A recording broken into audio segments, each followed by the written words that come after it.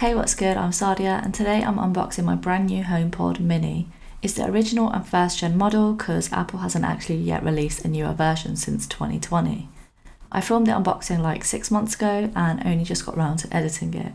So you've just been looking at the box, and at the back it has its size and weight and a list of devices that it's compatible with. Looking around the box, and Apple don't have the usual pull tab on here to make unwrapping easy. I guess a scissor will do. Okay, and here it is. I've got the space grey model here. I like that it's small and I'm really glad that it has a USB-C power cable. The cable is also braided, which is always good to have. On the bottom plate of the HomePod mini speaker is where you'll find the Apple logo along with the model number, the power rating and the serial number. Okay, let's get this off and see what else is in the box. A bit of cardboard, don't care about that. And then we've got a quick start guide to the HomePod mini, which is actually useful if you've never owned one before. And then some safety info, which I'm not going to bother reading. Next up, we have the power adapter, and of course it has a USB-C port for the cable to connect to. I'm in the UK, so I've got the 3-pin adapter.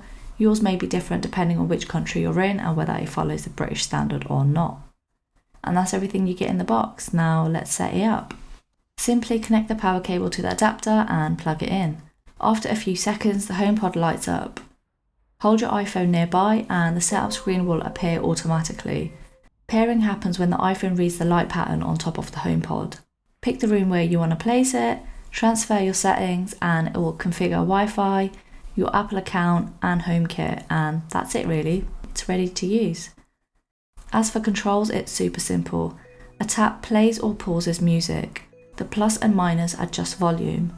A double tap skips to the next song, and a triple tap goes back. Of course, you can also control everything directly from your device.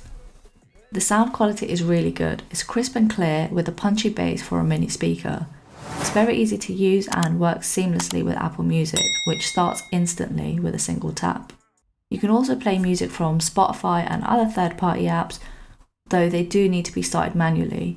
Siri is super handy for controlling playback and other tasks, making this HomePod mini definitely worth the purchase. Hope you found this video useful and thanks for watching. Peace.